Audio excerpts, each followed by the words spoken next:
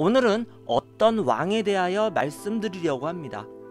동화 속에 나오는 백마탄 꽃미남 왕자의 모티브라는 소리가 있을 정도로 외모가 출중하였기에 백조왕, 동화왕이라는 수식어가 언제나 그를 따라다녔다고 합니다. 허나 공상가, 미치광이라는 불명예스러운 별명 역시 그를 장식하고 있다는데요. 왜냐하면 그는 평생 성에만 집착했기 때문입니다. 무언가에 광적으로 빠져있는 사람을 일컬으는 덕후, 요즘 말로는 건축 덕후라고 부를 수 있는 그의 이름은 루투비히 2세라고 합니다. 미국의 디즈니랜드, 그 한가운데 우뚝 서있는 환상적인 성이 이 루투비히 2세의 노인슈반슈타인 성을 모델로 삼은 것이라고 합니다. 찬사와 비판을 동시에 받으며 불운한 죽음을 맞이했던 그에 대해 알아보도록 하겠습니다. 1845년 8월 25일에 태어난 루투비히 2세는 독일 남부 바이에른 왕국의 막시발리안 2세와 프로이센 공주 마리 사이에서 가진 첫째 아들 장남이었습니다. 유년 시절 아버지 막시말리안이 왕에 즉위하면서 그 직무로 인해 아들과 많은 시간을 함께하지 못하였습니다. 어린 루투비히는 홀로 게르만 신화나 기사전설, 동화 등을 읽으면서 상상력을 키워왔고 이 시절이 그의 일생에서 가장 큰 영향을 주게 되었다고 합니다. 그리고 아버지가 지은 호헨슈방가우 성에서 이 루투비히는 자라나게 되었습니다. 이 성에서 그는 정말 동화와도 같은 아름답고 행복한 유년 시절을 보냈다고 합니다. 어머니 마리 왕비가 그림 속에서만 나올 것 같은 아름다운 정원을 만들었고 루투비히는 남동생 오토와 함께 하야디하야한 백조들을 기르면서 시간을 보냈다고 합니다. 그리고 루투비히는 그 나이 때 남자아이들이 그러는 것과는 달리 전쟁놀이를 싫어했고 백조에게 먹이를 주는 일을 더 좋아했다고 합니다. 성인이 되어서도 그에게 보여지는 여성적이고 수줍은 성격은 이런 환경 때문에 형성되었을 거라 추측할 수 있습니다. 북유럽 신화와 독일의 영웅들이 그려져 있는 벽화들을 보면서 이 루투비히는 자신의 사촌이자 짝사랑 상대였던 엘리자베트와 서로를 독수리와 비둘기라 부르며 상상의 나래를 펼치게 되었습니다. 그런데 그 짝사랑의 상대는 훗날 루투비히 그에게 커다란 상처를 주게 되었습니다. 그리고 루투비히 2세의 이 비텔스 바흐 가문은요, 미남 미녀가 많기로 유명했고 이에 걸맞게 그 역시도 뛰어난 외모를 자랑하였습니다. 190cm를 넘는 장신을 자랑하며 아름다운 외모를 겸비하였기에 국민들과 귀족 여성들 사이에서 대단히 인기가 좋았다고 합니다. 하지만 이에 걸맞지 않게 루투비히 그는 여성 귀족들의 과도한 관심을 매우 부담스러워하였으며 남자 연인들이 더욱 많았다고 합니다. 바로 동성을 사랑하는 동성애자였던 것이었죠. 그리고 그 뛰어난 가문의 유전자는 저주 역시 동반하고 있었습니다. 정신분열과 우울증이 이 비테스 가우 가문을 언제나 괴롭히고 있었다고 합니다. 루투비히와 그의 동생 오토 역시 정신이 그다지 온전치 못하였다고 합니다. 하지만 예술적 감각과 감수성만큼은 다른 사람들보다 뛰어나고 깊었다고 전해집니다. 아버지 막시말리안이 3일 동안 질병을 앓다 1864년 3월 10일 사망하게 되었습니다. 그리고 루투비히는 19살이라는 어린 나이에 바이에른 왕국의 군주가 되었습니다. 그가 즉위하자 국민들은 젊고 아름다운 왕을 칭송하게 되었고 많은 기대를 하였지만 그가 즉위하자마자 제일 먼저 내린 명령은요, 음악가 바그너를 찾아서 데려오라는 것이었습니다. 왜냐하면 그가 15살 때 바그너의 오페라 로헨그린을 보고 너무나도 큰 감동을 받았기에 루트베이는 그 뒤로부터 바그너를 신적으로 동경하였기 때문이죠. 정치보다는 음악과 미술 그리고 문학에 관심이 많았던 그였기에 이 루트비히의 끝없는 바그너 사랑은 말릴 수 없었다고 합니다. 당시 가난한 음악가였던 바그너의 모든 빚을 탕감해 주기도 하였으며 그가 음악에만 몰두할 수 있도록 후견인을 자처하게 되었습니다. 이런 과도한 헌대에 가난한 음악가였던 바그너는 자신의 재능을 알아보는 글을 보고 감격하여 이렇게 기록을 남겼다고 합니다. 아, 그는 정말 멋있고 현명하며 열정적이고 사랑스럽다. 그의 인생이 신의 덧없는 꿈처럼 일반 세계에 녹아들어야 한다는 것이 두렵다. 이렇게 바그너에게 헌신을 다하는 루트비히와 역시나 그와 늘상 함께 있는 이 바그너의 모습을 보고 국민들에게는 그들은 연인 사이라는 소문이 돌게 되었습니다. 루트비히는 바그너를 몹시도 존경하고 곁에 두고 싶어 했지만 그 연인 사이라는 소문과 바그너의 방탕함으로 인해 신하들은 그의 추방을 요청하였고 루트비히는 어쩔 수 없이 바그너를 추방시킬 수밖에 없었습니다. 그리고 루트비히는 청년 시절 유일하게 한 여성에게만 마음을 열고 있었다고 하는데요. 바로 어렸을 때부터 짝사랑해오던 자신의 사촌인 엘리자베트였습니다. 그녀를 열렬히 미치도록 짝사랑해왔지만 엘리자베트는 오스트리아 황태자 프란츠 요제프의 청혼을 받고 시집을 가게 되었습니다. 그 이후로부터 루트비히는 내가 사랑하는 사람들은 모두 다 내 곁을 떠나게 된다. 이러한 생각이 그의 우울증과 더불어 정신적 이상 증세를 보이게 되었습니다. 이 소식을 들은 그 짝사랑의 주인공 엘리자베트는요, 한 가지 방책을 고안하게 되는데요. 루트비히에게 신부감으로 바로 자신의 동생 조피를 추천하였다고 합니다. 그 이룰 수 없는 사랑의 대리만족이었을까요? 아니면 짝사랑의 말이라면 다 따라야만 하는 이 루트비히였을까요? 1864년 루트비히는 조피와 약혼을 하였고 이듬해 8월 25일 자신의 생일날 결혼식을 올릴 계획을 세웠습니다. 하지만 그렇게나 감수성이 뛰어나고 예민했던 루트비히였잖아요. 진정한 사랑 사이에서 고민했던 것이었을까요? 이런저런 핑계를 대며 2번이나 결혼식을 미루게 되었다고 합니다. 엘리자베트와 조피의 아버지 막시말리아는 이번에 또다시 결혼식을 연장시킬 경우 약혼을 파기할 것이라고 최후 통첩을 보내왔습니다. 이때 당시의 파혼은 정말 치욕적인 것으로 가문이 원수가 되고 왕래가 끊어지는 것을 뜻하는데요. 하지만 루트비히는 조피에게서 엘리자베트의 향수를 느끼는 것이 괴로웠던 것이었을까요? 결국 약혼 파기를 선택하였습니다. 동생 조피는 정말로 착한 여자였나 봅니다. 루트비히가 아무리 정신적으로 이상했더라도 그를 진심으로 사랑했었는데 그가 이렇게 일방적으로 파혼을 선언하자 그녀는 크나큰 슬픔에 빠지게 되었습니다. 이 사실을 듣게 된 엘리자베트는 크게 불같이 분노하며 자신이 가장 아끼는 동생 조피에게 어떻게 그런 짓을 할 수가 있냐고 하면서 루트비히와의 절연을 선언하게 되었습니다. 이렇게 루트비히, 그의 짝사랑은 허무하고도 비극적으로 끝나버리게 되었습니다. 이렇게 열렬한 짝사랑을 끝낸 후 그 찢어지는 아픔을 겪은 루트비히는 성적 취향이 완전히 동성애로 바뀌게 되었습니다. 그는 본격적으로 남자를 사귀기 시작하였는데 그의 알려진 남자친구는 총 3명이라고 합니다.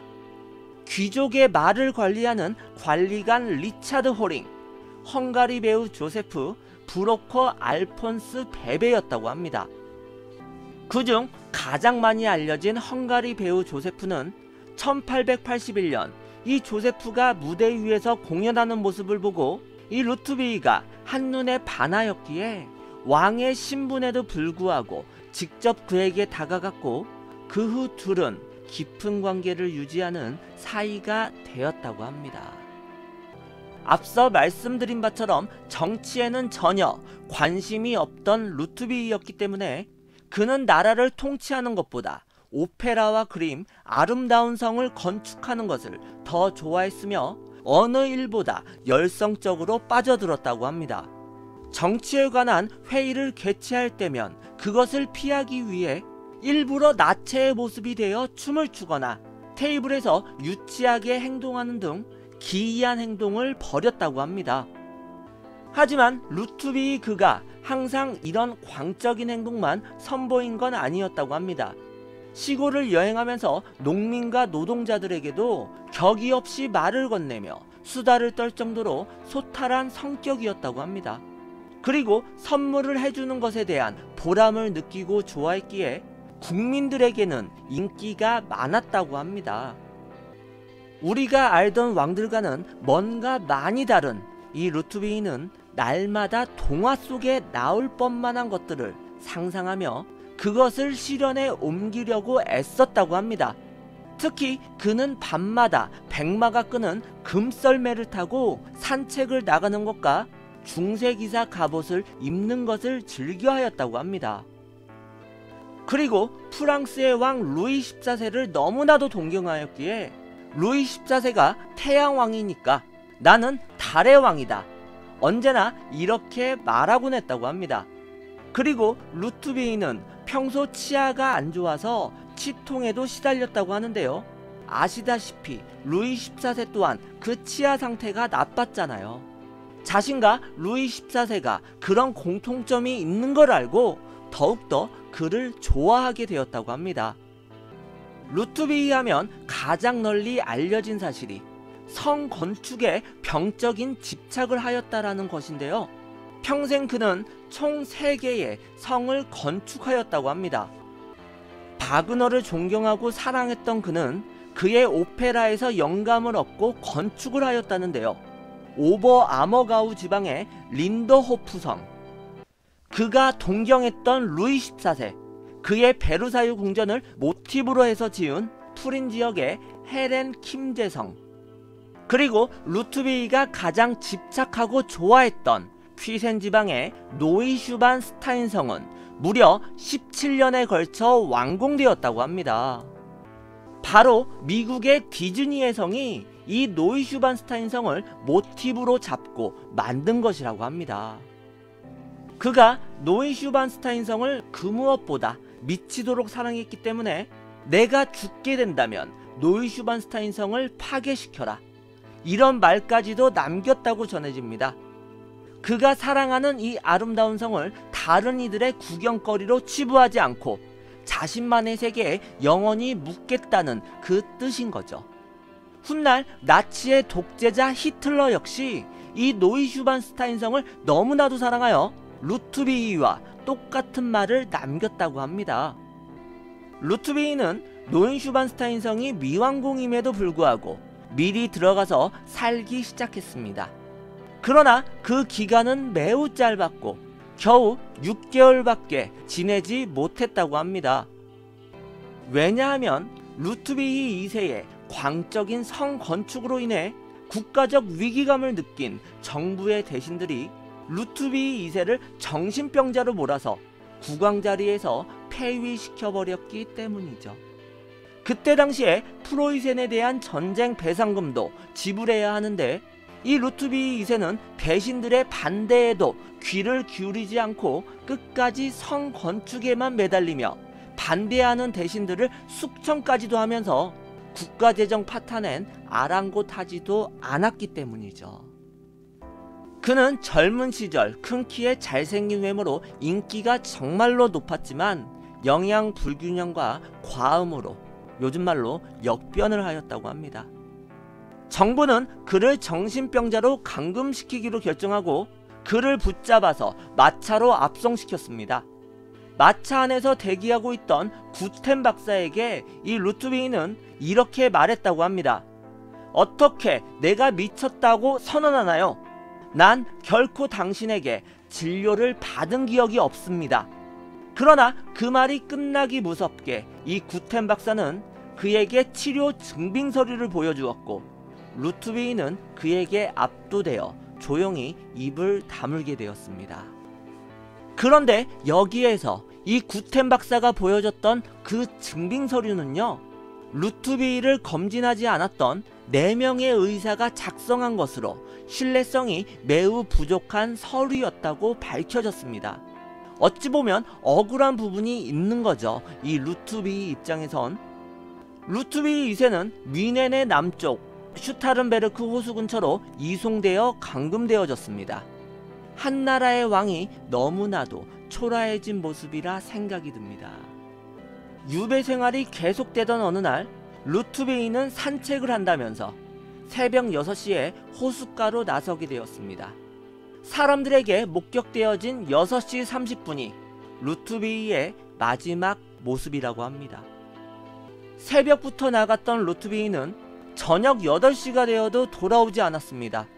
설상가상 폭우까지 쏟아졌기 때문에 3시간이 지난 11시부터 그의 행방을 쫓을 수 있게 되었습니다. 그리고 밤 11시 30분경 얕은 호숫가에 떠있는 상태로 루트비는 이 세상 사람이 아닌 것으로 발견되어졌습니다. 그의 시계는 6시 54분에 멈춰져 있었고요. 이렇게 루트비 2세가 호수에서 익사한 채로 발견되자 대신들은 그가 왕에서 퇴출된 것을 낙심해서 자살한 것으로 규정짓게 되었습니다. 하지만 그의 죽음에는 의문점이 너무나도 많았다고 합니다.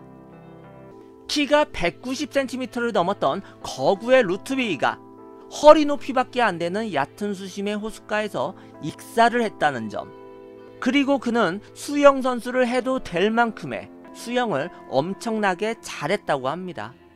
그리고 제일 중요한 것은 그의 폐에는 물이 전혀 발견되지 않았다고 합니다. 시간이 흘러 후대에 이 사건을 다시 면밀하게 조사해 본 결과 루트비 2세의 죽음은 자살이 아니라 타살되었음이 밝혀졌다고 합니다. 루트비 2세가 광적으로 성 건축에 매달리게 되자 당시 국정의 실권자였던 루트 총리가 국가 재정이 파탄나는 등 정치적 위기감을 느낀 나머지 루트비 2세를 수하를 시켜서 살해했고 자살로 위장했음이 밝혀졌다고 합니다. 루트비의 영원한 짝사랑 이 엘리자베트는 그가 죽고 난 후 그에 대해 이렇게 말했다고 합니다. 그는 결코 미친 것이 아니에요. 단지 꿈을 꾸고 있었던 것 뿐입니다. 이 세상에서 가장 아름다운 성이라는 명성과 찬사를 한몸에 받는 노인슈반스타인 성이 이렇게 한나라의 국왕의 희생 속에서 우여곡절을 거친 후에야 완성되었다는 사실이 믿겨지십니까? 국가 재정을 완전 파탄 상태로 빠뜨릴 정도로 천문학적인 재정을 투입해서 완성된 노인슈반스타인 성은 완성된 이후에 루트비 2세의 죽음뿐만 아니라 바이에른 왕국이 독일에 합병되는 등 왕국 자체가 무너지고 말았습니다. 한나라의 국왕을 죽음에 이르게 하고 왕국 자체를 파멸로 몰고 간 이 성이 오늘날 이 세상에서 가장 아름다운 성이라고 전 세계인의 찬사를 받는다고 하니 정말 아이러니도 이런 아이러니가 없을 거라는 생각이 듭니다. 노인슈반스타인 성은 비록 한나라의 재정을 파탄으로 빠뜨리면서 완공되었지만 오늘날 이 성은 독일에서 가장 관광 수입을 많이 올리는 독일 최고의 관광 자원이 되었다고 합니다. 해마다 100억 달러가 넘는 관광 수입을 얻는 가장 위대한 관광 자원이 되어 독일의 엄청난 재물을 가져다 주고 있다는 것이죠. 그렇다면 루트비 2세는 자신이 무리해서 완성한 이 노인슈반스타인 성이 후손들에게 이처럼 엄청난 부귀영화를 가져다 줄 것을 미리 알고 있었던 것은 아니었을까요? 루트비는 생전 이런 말을 자주 했었다고 합니다. 나는 내 자신이 다른 사람들에게 영원히 수수께끼로 남았으면 좋겠다. 루트베이는 그의 말처럼 영원한 수수께끼로 그가 그토록 사랑했던 노인슈반스타인 성과 함께 남겨지게 된 것은 아닐까요?